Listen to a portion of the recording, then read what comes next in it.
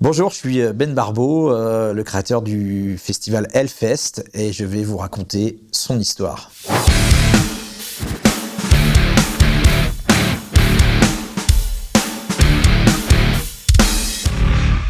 La première édition du Hellfest en 2006, elle fait suite à tout un tas d'expériences. Ça naît chez moi cette envie d'organiser des concerts à la fin des années 90, donc on est 98, 99, 2000. Je suis un gros fan de musique hardcore, punk. J'ai beaucoup d'amis, de copains qui sont musiciens, qui écrivent dans des fanzines, qui font tout un tas de trucs comme ça. Et moi, étant très piètre musicien, je me prends vite au goût en fait de l'organisation des concerts qui permet effectivement de se projeter. J'adorais cette idée de pouvoir anticiper les choses, organiser les choses. Je commence à organiser mes premiers petits cafés-concerts sur Nantes avec des copains, avec des passionnés. Et puis l'idée de monter un festival qui s'appelle Furyfest commence en 2002, déjà à Clisson. Donc là, effectivement, je n'y connais absolument rien. J'ai juste l'envie, effectivement, de muscler un petit peu mes activités, entre guillemets. Organiser des cafés-concerts, c'est bien, mais voilà, un festival, ça a un peu plus d'impact, etc. Donc je me prends vite au jeu. Et de ce festival-là, effectivement, Furyfest, il y aura 4 années pour lesquelles j'ai essuyé beaucoup de plâtre. Sans le Furyfest, le Hellfest en 2006 n'est pas exactement ce qu'il est, entre guillemets. Ce festival disparaît en 2005, brutalement, puisqu'à l'époque, nous étions associés à des investisseurs peu scrupuleux, qui finalement sont partis avec la caisse. Et donc à la suite de tout ça, je reviens dans mon petit village de Clisson, et j'ai encore cette folle envie de faire quelque chose, parce que je suis persuadé que cette idée, qui trotte dans ma tête depuis finalement déjà plusieurs années, a du potentiel. Voilà, je décide de retourner un petit peu en 2006, voir les collectivités, les élus en place. Je choisis scrupuleusement mes mots, parce que si j'avais à l'époque exposé le fait que j'avais de grandes ambitions de faire un grand festival de musique extrême qui un jour dépasserait plusieurs dizaines de milliers de personnes, je pense que les portes seraient restées fermées. Et c'est comme ça que naît la première édition du Hellfest, sur le terrain de sport, en fait, qui m'a vu m'entraîner au foot dans ma jeunesse, pour lequel j'ai fait tout un tas de conneries diverses et variées là-bas. 2006-2007 sont des années qui sont particulièrement difficiles. Les résultats financiers escomptés sont pas ce qu'on attendait. Mais il y a toujours en moi cette petite partie de moi, une petite boule entre guillemets, qui me dit mais si, t'as raison, continue. Faut savoir qu'en France, à cette époque-là, en plus, il n'y avait pas véritablement d'événements calibrés entre guillemets pour les fans de musique extrême. Donc moi, j'y croyais dur comme fer. Et puis, passé entre guillemets ces 2-3 premières années,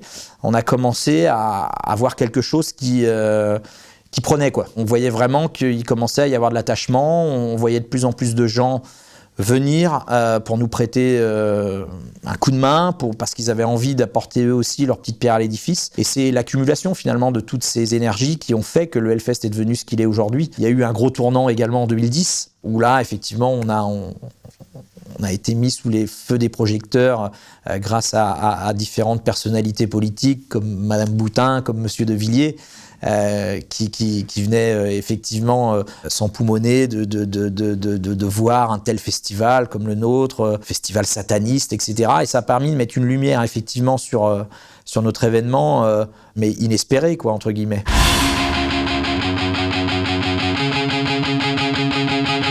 Et voilà, tout s'est enchaîné finalement petit à petit, et on a réussi à ancrer cet événement, alors que c'était pas gagné, comme un véritable événement de territoire. Avec du recul maintenant, c'est l'extraordinaire comportement du public qui a amené à se construire ce festival-là. Et évidemment les énergies de tous ceux qui ont donné pour l'organisation, bénévoles, prestataires, intermittents, etc., qui ont tous œuvré, parce que je pense que chacun a réussi à s'approprier l'idée. Et finalement, voilà, ça en a fait quelque chose d'assez énorme.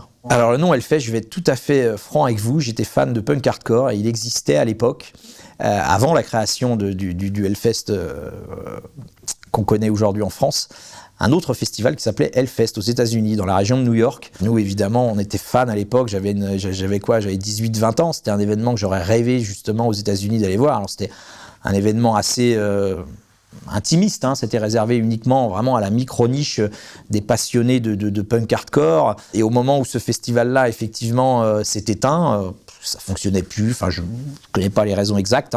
Et lorsque nous, on était ressortis du Furifest, entre guillemets, et que nos investisseurs avaient décidé de partir avec la caisse, entre guillemets, il a fallu effectivement se reposer cette question, de trouver un nom qui soit simple en termes d'élocution, qui soit parlant, et ça fait tilt dans ma tête. Et j'ai pas réfléchi avec 10-15 noms, entre guillemets, ça m'est venu assez naturellement de me dire, mais ouais, ça en termes de résonance, ça fonctionne bien, et voilà. Il y a plusieurs paliers, je pense, si on s'en tient uniquement à l'affiche artistique. Il y a eu effectivement celle de 2010, il y a également en parallèle cette pub inespérée de la part d'un certain nombre de personnalités politiques qui vient s'ajouter à la présence de Kiss, qui pour la première fois en 2010 décide effectivement, accepte notre invitation. Donc quand on signe effectivement ce contrat-là, on a un petit peu la boule au ventre en se disant mais est-ce qu'on est réellement prêt?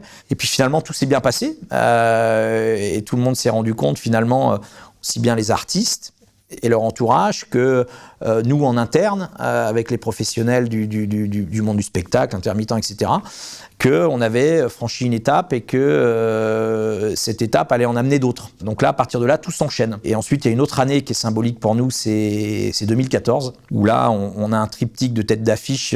On a Iron Maiden sur le vendredi, on a Aerosmith sur le samedi, et on a Black Sabbath sur le dimanche. Donc on arrive comme ça, avec un alignement des planètes, finalement, qui est assez incroyable, à se dire, putain, on a une superbe affiche. Je parle que des têtes d'affiche, évidemment, parce que tout le reste du programme était lui aussi qualitatif. Et là, on ressent vraiment, chez les fans, mais également sur un public peut-être un petit peu extérieur, un regard qui vient se poser sur l'événement et une curiosité qui vient se poser sur l'événement. Et là, on affiche complet pour la première fois. Et puis, évidemment, il y a cette double édition de l'année dernière où grand nombre de fans attendaient évidemment qu'un groupe comme Metallica puisse venir pour la première fois jouer chez nous. Donc c'est une consécration, entre guillemets. C'est finalement quasiment 20 ans d'histoire à construire petit à petit, à donner beaucoup, à prendre beaucoup de risques qui sont récompensés. Et je ne suis pas le seul à être récompensé.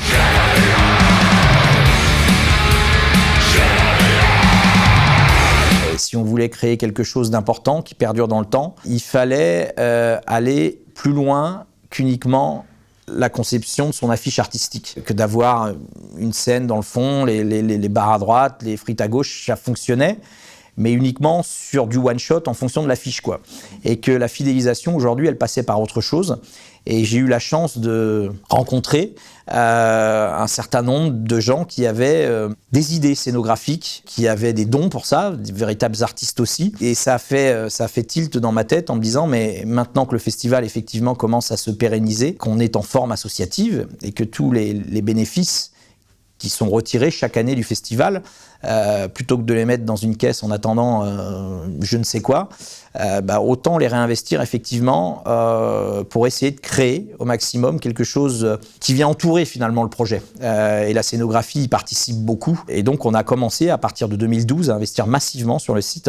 On a vite compris qu'en plus, pour pouvoir fidéliser, il fallait aussi être capable vis-à-vis des festivaliers de leur offrir des conditions d'accueil vraiment au top. Et là où on a été, je pense, on avance un petit peu sur pas mal de gens, c'est qu'on a vraiment travaillé sur le détail et les gens se sont rendus compte de tout ce travail-là qui a été fait. Je sais que maintenant, le Hellfest est considéré comme le Disneyland du métal, entre guillemets. Alors peut-être qu'une frange de notre public, même très certainement, et je veux bien le comprendre, doit avoir la nostalgie de nos débuts plus punk, plus do-it-yourself, entre guillemets, où c'était plus roots, où c'était certainement plus familial. Et j'ai toujours eu l'impression qu'effectivement, d'offrir un cadre spectaculaire, visuel, autour du projet artistique du Hellfest, allait avoir un impact. En 2014, l'année où effectivement on a ce triptyque un peu légendaire en tête d'affiche du Hellfest, on est à 45 000 par jour. Donc ça fait un peu plus de 125 000. Et puis ça a toujours été crescendo jusqu'au moment, je ne saurais pas trop situer l'année, je pense que ça devait être 2015-2016, où là on était arrivé au bout de nos capacités d'accueil.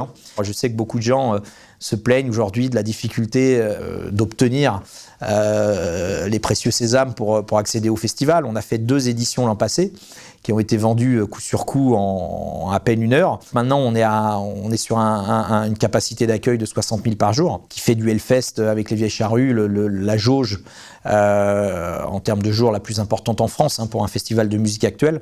C'est une jauge qui nous convient, parce qu'après, effectivement, on pourra agrandir, effectivement, on pourra faire 70, 80, 90, 100 000 par jour. Mais après, pour les équipes aussi, c'est un impact qui est non négligeable pour tout ce qui est.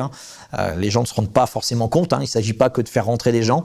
Il faut effectivement prévoir toutes les infrastructures et la logistique qui vont avec ce truc-là.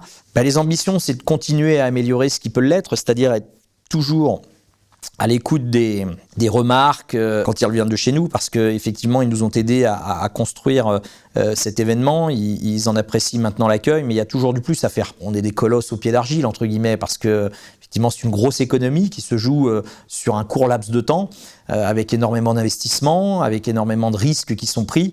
Et on est finalement un petit peu comme tout le monde, assujetti aux différentes tempêtes que peuvent être l'inflation, que peuvent être plus récemment le Covid, que peuvent être... Enfin voilà, il y a énormément d'événements qui peuvent venir perturber une bonne organisation. En étant, moi, déjà personnellement un enfant du territoire, j'aimerais bien que maintenant, aujourd'hui, l'impact du festival dépasse un petit peu son premier métier, c'est-à-dire la production de spectacles, et essaye de déborder sur des choses un peu plus touristiques, un peu plus culturelles au sens large du terme. Donc voilà, il y a des projets en cours qui vont être amenés à être divulgués, pour lesquels je crois beaucoup, qui effectivement s'éloignent un petit peu de l'aspect musical, mais qui sont véritablement en lien et en trait d'union avec le territoire.